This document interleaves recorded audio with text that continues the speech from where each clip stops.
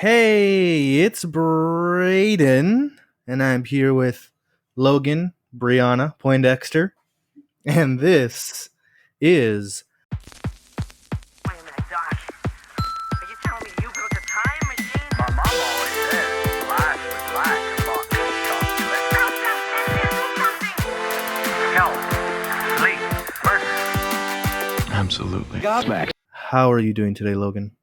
Good. Got my Wi-Fi back, my internet back. So You got your wife back? That's good. It's good to Yep. win them over. Yep. Arguments are never good, so I'm glad you got her back.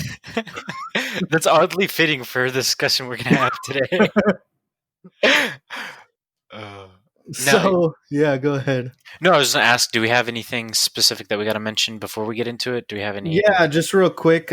This episode is going to be coming out to you first, but I did already record next week's episode without Logan because he does not have Wi-Fi because he's a loser. So I recorded with some special guests. They're not the ones that we've been hyping up, but well, actually, But they're better because they actually got on the podcast. I'm kidding. yeah, they actually showed up. No, but I'm excited. Next week's episode is going to be typical episode, but just without Logan and with some other guests. And today's episode, of course, is a true crime episode. Unfortunately, not the happiest episode, as they tend not to be. But As you laugh. right. But next week's episode, we'll get back to normal. I already recorded it, though, just so you know. I pre-recorded that one first. But I wanted to get this one out next as per what I usually schedule. So that's that. Anything else that you want to tell people? Any secrets or private, personal? Yeah, if you want to know something really personal, I have a box of 24. Well, no, not 24 anymore. But used to have a box of 24 honey buns. But yeah, if that's what you mean by personal. Wow. Is that code for something? No, it's actually just genuine honey buns that I've eaten. All right, that's cool. So, moving on. No more laughing, Logan. Yeah, sorry. This is a terrible thing that's happened. Can't believe it. So, we're going to talk about a comedian today. Someone who I've seen a lot, and I saw a lot growing up. And he's someone that I think is fairly well known. Probably more so for SNL, Saturday Night Live. But really an iconic actor, especially for the whole 90s decade. Who are we talking about today, Logan? We're going to actually be talking about the myth, the legend, the man who is Phil Hartman. That's right. We like you said, more commonly known for his SNL bits, but yeah, he's a pretty good comedian. Yes, right. He was born September 24th, 1948. We're recording this on September 27th, so 3 days later. What a coincidence. I thought it was I think it's kind of funny because our first true crime episode 5 on Rebecca Schaefer, we recorded and released it pretty much the week of or the week after she was killed, like on her anniversary. And I had no idea. I just that was just such a big coincidence. But another one here, as far as when he was born. So he was born in 1948, fourth of 8 children. So another big family there. And he was so that's a middle child. I know what it's like to be a middle child. You're the oldest, right? No, you're not the oldest. You're the second oldest. You're kind of middle, right? Kind of middle. My older sister was 9 years older than me, and she moved out of the house, and so I basically took over the role as oldest. Yeah, I'm basically the oldest because we haven't heard from my older. I won't get into that, but I haven't heard from my older sister in a while, so it's just one of those things. Right. Yeah. So me, I got 2 older brothers, 2 younger brothers. The age difference is huge. For anyone from the mid 30s to 15.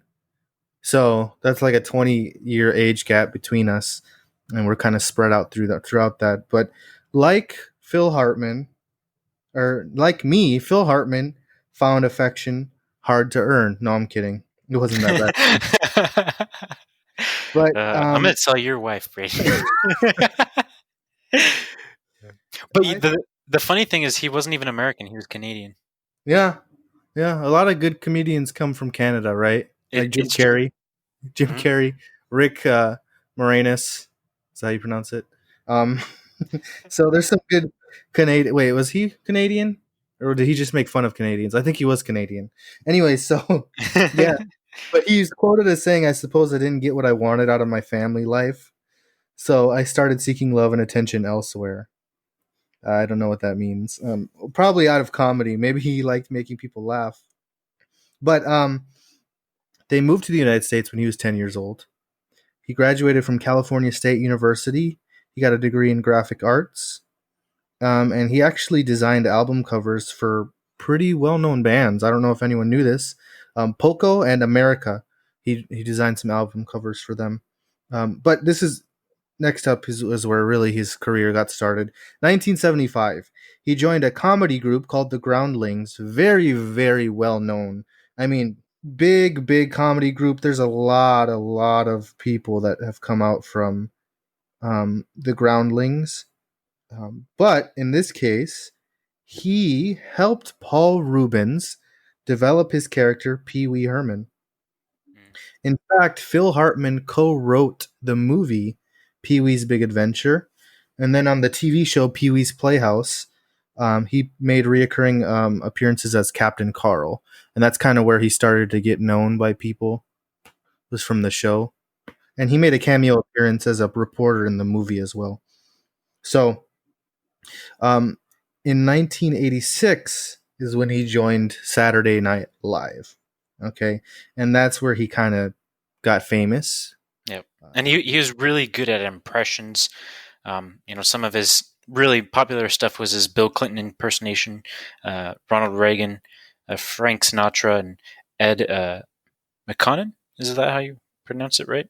I guess. Or McConnell. And he There's no was one of C. the he was one of the OG Donald Trump impressions before Donald Trump was president, of course. Um, he did like a really good impression of Donald Trump before it was the thing to do. Yep. So he was there for 8 seasons, all the way up until 1994. Um, this is a little fun fact here. He was nicknamed Glue for his ability to hold the show and other cast members together. So, very beloved person. You know what I mean? Mm. He Mhm. wasn't just a funny guy. He had a lot of friends, people that liked him. And Saturday Night Live, the cast is very vocal about the people that they like dealing with and who they don't. So it's not like they're just celebrities liking celebrities. A lot of times that they're pretty genuine whenever they say stuff like that. Right, right.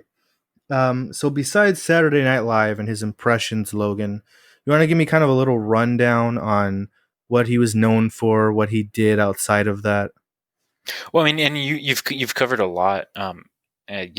Starting out working in Cal State Northridge, doing art all the way up to he even ended up being a voice actor for The Simpsons.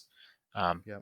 He did a couple of roles playing as Lionel Hutz, Troy McClure, Lyle Lanley, and sadly, those characters, after, and we'll get into it more, but after he passed, which this is a true crime episode, so we know that what happened to him, but they ended up retiring his characters in honor of him, obviously. But yeah, so he had quite the not reputation. What's it called? He was very Diverse, yes. diverse. Because you being able to draw, being able to be a comedian and show yourself doing impressions. I mean, and then being able to be a voice actor. And then being in movies, he was in a movie called Small Soldiers that ended up releasing in 1998. Yeah. So, you know, Yeah, so that was his last role was Small Soldiers. But I do want to get into some of his other roles real quick here. He was in a movie called House Guest with Sinbad, I saw this movie. Okay, so I don't know if anyone. Do you know who Sinbad is? He's a comedian from the '90s. Yeah, yeah, he's pretty hilarious. Yeah. So, um, I remember getting this movie from Blockbuster. So I don't know if I think I've mentioned it on the show before, but here in our area, we had one of the last remaining Blockbusters on the face of the earth. I think we had like one of the last three or four, and there's only one left, and it's not here anymore for sure. But anyways, so I rented this movie House Guest, and it stars Sinbad and Phil Hartman, and it's basically Sinbad is impersonating a doctor, I believe, something like that, and so he's supposed to be staying with Phil Hartman. Oh, he plays a childhood friend of Phil Hartman who is a dentist. That's what it is. He plays a dentist. So he impersonates this childhood friend. And Phil Hartman's like, wow, you've changed a lot because he's not really him. But Sinbad ends up staying with him. And that's where, shenanigans and things end up unfolding, of course. But the reason why he stays with them is because he owes the mob money. And so, I don't know. I guess that was his scheme to get money because Phil Hartman's family's really rich, I guess, and try to find a way to get money from him.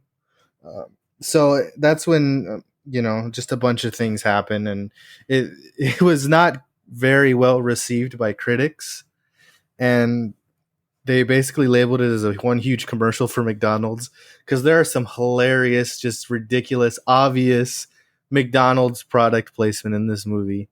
You have to watch it just for that. It's just this, it's a dumb movie. You haven't seen it, right? No, I haven't seen it. So there was that movie, and then there was another movie. It's one of my, I guess you would call it guilty pleasures. It's called Sergeant Bilko. It's with Steve Martin.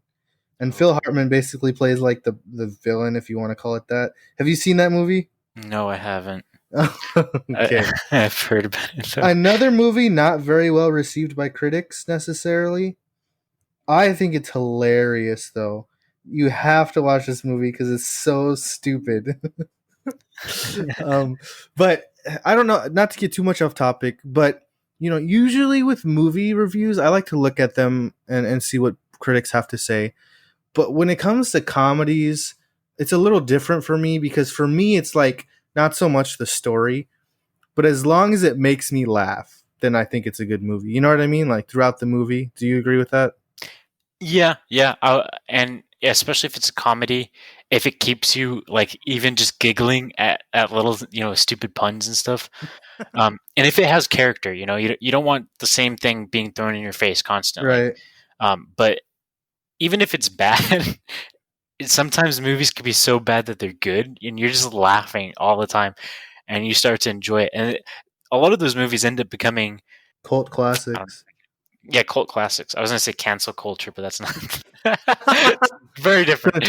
Um, It's another thing that's popular these days. true, true.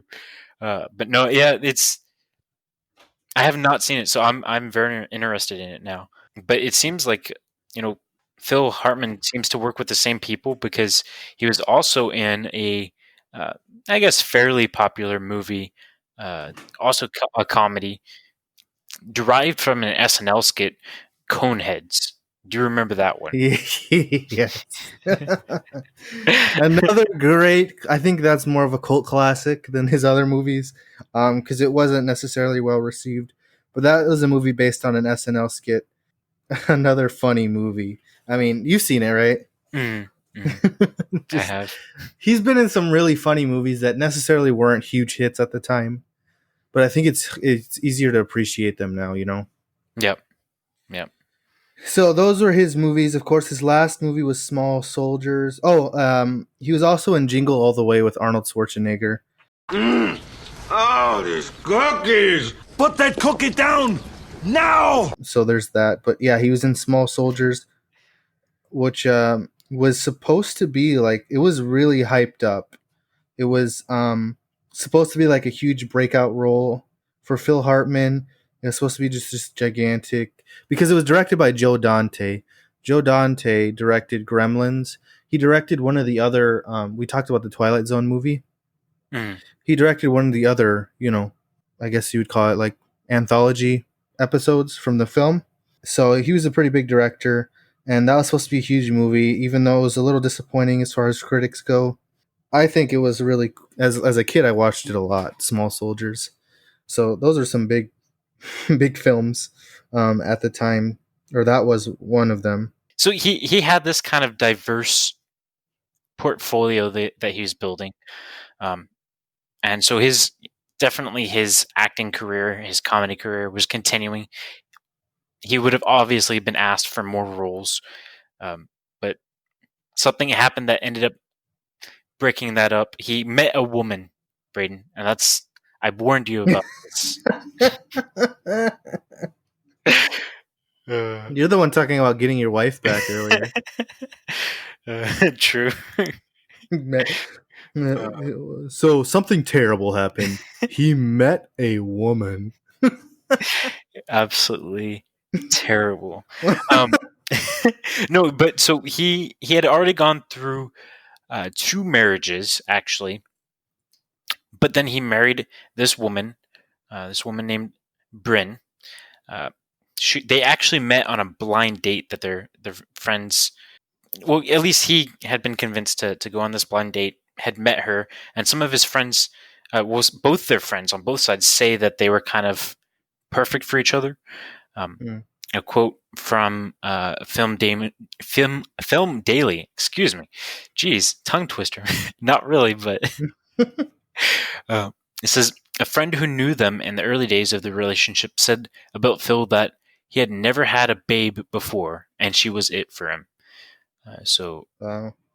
So that they he met a babe, not a woman. He met a babe. a babe. Oh, I should have clarified. So how was their marriage? Happy, great, fantastic. You know. Well, she was very insecure. She wanted to kind of keep up appearances because he was this, um, big name, especially blowing up, at that time as they got married. Because they would have. When was it that they got married? It was in 87. Yeah, 87. Yep. So obviously, being married to a Hollywood actor who's, building up his career, she felt kind of inferior to him, and she had plastic surgery. Not to bash on anybody who gets plastic surgery, But but you're a clown. she she felt that she had to do something better to make her exterior look better. Um, One of her friends even said that she didn't have her own identity, that she was confused and got lost in the Phil Hartman game. It's easy for somebody to be insecure in that kind of situation, and Yeah. she let it happen. She was giving into it, so to speak, and so they did argue, but it was never anything super major. On the exterior, a lot of people thought that they had a really great marriage, but apparently they did have, often enough arguments where Phil would kind of go to bed, flip on one side of the bed, and then in the morning it would be business as usual. They kind of wouldn't really deal with it. They would deal with it by ignoring it. So it was off and on. Yeah. But they got to a point where they were going through a rough patch. They still cared about each other. They still wanted the marriage to succeed. In fact, friends had thought that they were gonna both sides retire, to take care of their kids more, to put their kids first. That obviously didn't end up happening. But Bryn was also kind of in this weird situation where she wanted to do more in Hollywood. She wanted to have her own acting career. And Phil even tried to help her out in growing, but she continued to just stagnate. So I don't know how you would feel about that, but I mean, it'd be Well, pretty easy to be intimidated by that. let me tell you something. There's only so much you can do. I mean, she's married to a star, and even if you can't get off the ground there, you're not talented. And she was not known to be super talented. In fact, I would say she's less than talented. I think that, a lot of other people that have not gotten a break that are more talented could have benefited from that situation more than she ended up doing. You know what I mean? Yeah. Well, and something that I think of is the fact that he married her before she had plastic surgery, before she was a major actress, and apparently he was kind of a reclusive partner. That's how both of both sides of the friends describe him as a very reclusive partner. So I guess he didn't give her as much attention as she needed, and so she felt like she needed to better herself. And so I think some of the blame definitely goes to him. You know, he should have let her know you don't have to do these things. I still like you. um, and she didn't get that. She didn't get that. So I mean, and yeah, and I gotta agree with you. If you can't make it, you can't make it. It's not made Yeah. for everybody. Yeah, people, you need to have self-awareness. You have to understand and listen to people. If they're telling you you're not talent, and then let me, rephrase. I mean, if people are telling you you're not talented, doesn't mean you're not always. There are people who have gotten a lot of no's and keep persevering, and they end up making it. But a lot of those people are talented, even if they're told they're not, or they just need to work on some things. But in this case, she had a big break. A lot of those people don't. So if you get a big break and it's not working out for you, I'm not saying give up, but you might need to reevaluate. I mean, there's some people who end up homeless because of how much they put into having a famous career, and they're not talented enough and they don't want to admit it. I mean, there's two sides to every coin. So there's people that are continually rejected even though they do eventually make it. So I don't want to discourage anyone. You know what I mean? At the same time, you got to be honest with yourself, and she had that big break and it still wasn't working out for her. That's when you just got to focus on your marriage and find a better job.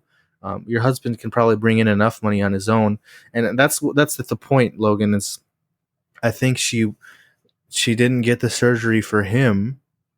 I don't think Mhm. she did all of that for him, Mhm. even though I'm sure it was good enough for him. What she didn't have to do it. I think the point was she was too focused on being famous as well instead of being a good wife. Yep. Yep. Yeah. No, and I agree with you. Actually, yeah. I didn't, and it's I know for sure that she didn't do it for him because again, like I said, he married her without it, so she didn't need it. It was all for something that she wanted to impress everybody else. She wanted to be this gem of a trophy wife, so to speak. Um, and it's a lot of people worry too much about appearances, about what everybody else thinks of them. And sometimes it's good, constructive criticism. In fact, there's a violinist that I think of that comes to mind that's really good whenever it comes to being told no and then coming back and being better. Is Lindsay Sterling? She's a violinist and she's Yeah.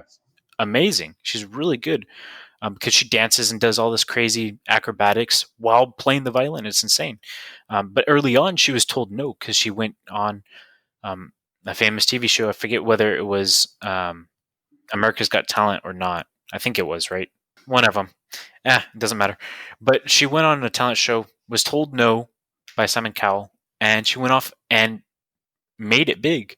Um, but like you said, it's not cut out for everybody, and it's sometimes better to cut your losses. End up with some fish instead of going hungry. um, Right. and she had an excellent career in taking care of the kids.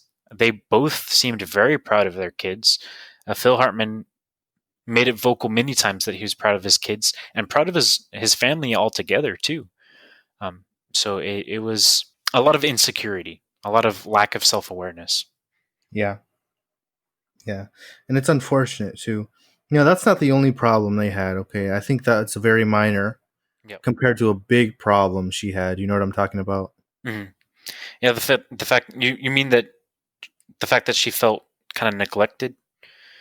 No. I'm talking about the big problem Oh, here. oh, She had a big problem with oh! With drugs. drugs, yes. Um, and she actually got off of them though. I thought you were talking about. Yeah, yeah, no, that is a big problem. And Phil saw that she was kind of going down that route again with alcohol and drugs. Because she ended up going out for drinks one night.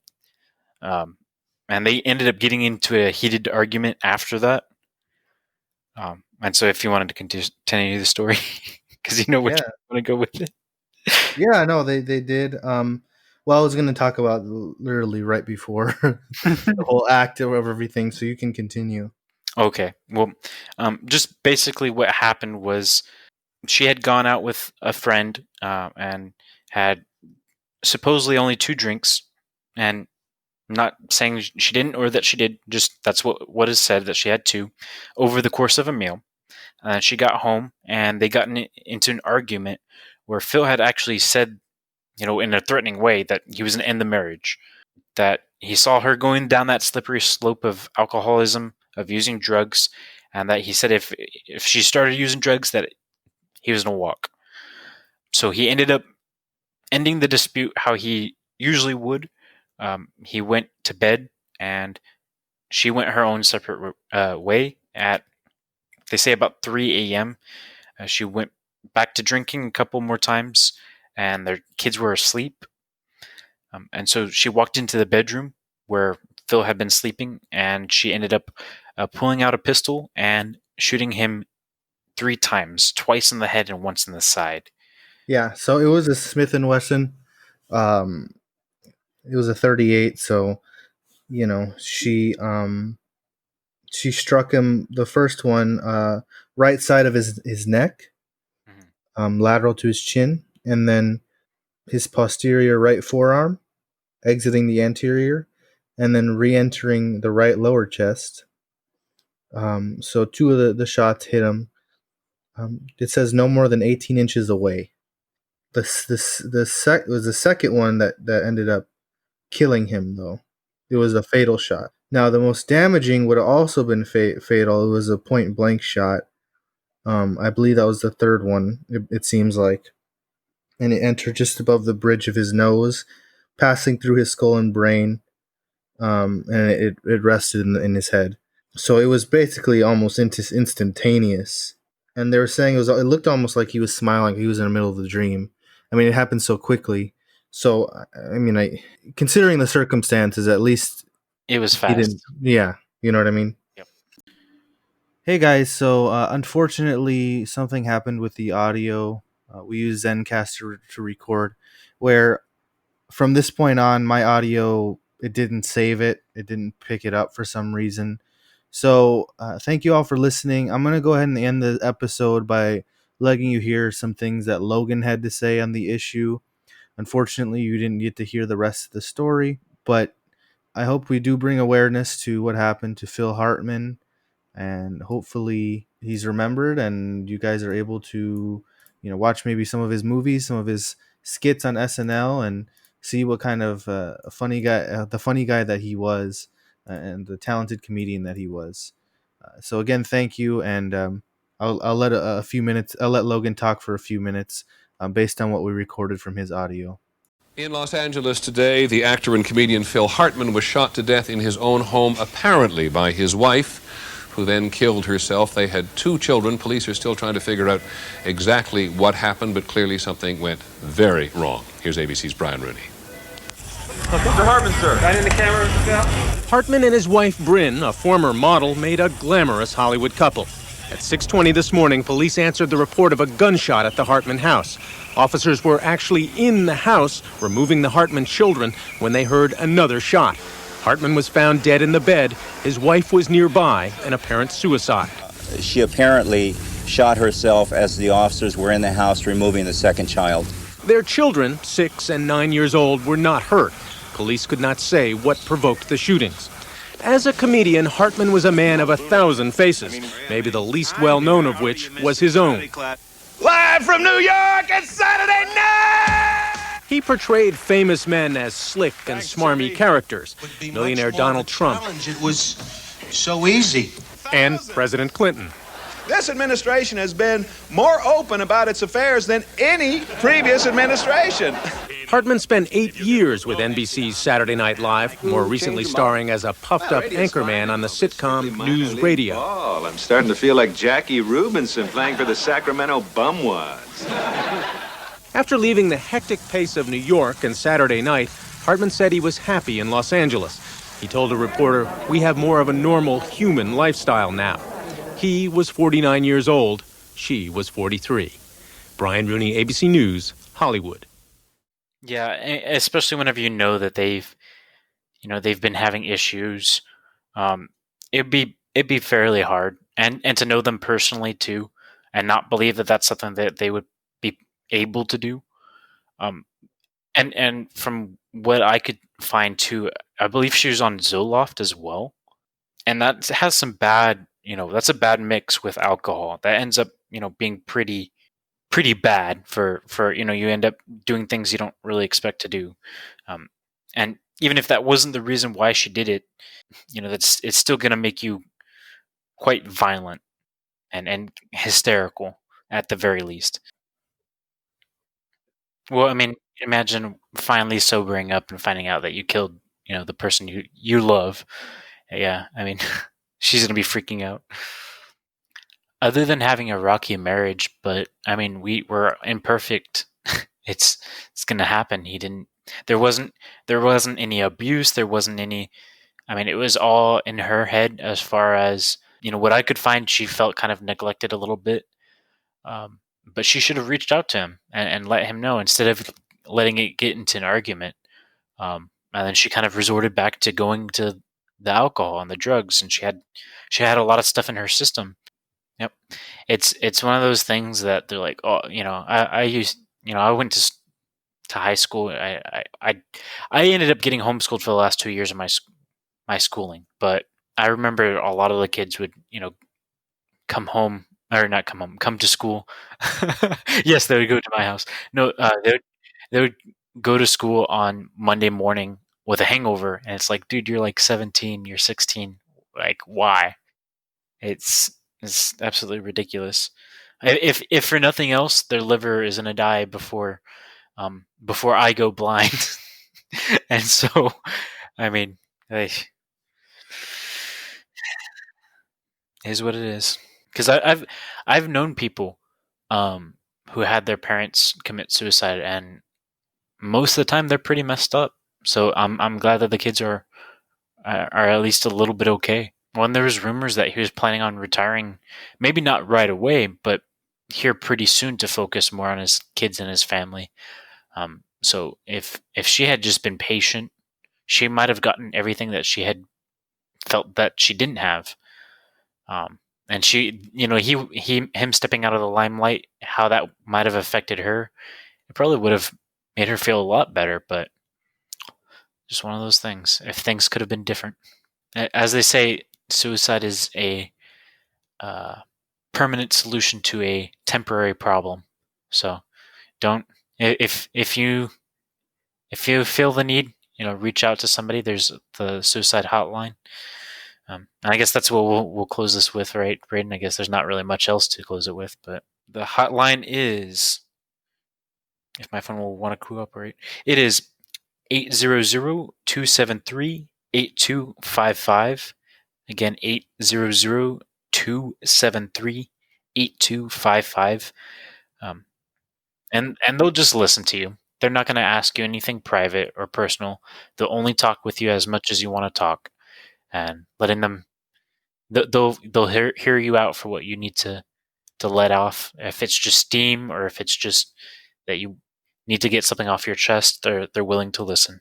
So definitely reach out to them. Yeah, the issue with that though is for me at least, is not even that so much that, but the kids. Like, how can you do that to your kids? Though on the flip side of that, if there was a long, really famous court issue where she was sentenced for murdering her husband, how that might have affected the kids. So maybe she thought this was the best way out for them too, so they don't have to deal with as much coverage as an extended hearing would be, as much press, and as much as reporters end up wanting to get in the family. Well, they want to get the family's opinions, and they're going to want to interview the kids and stuff like that. So I don't know. Just in time for a nap.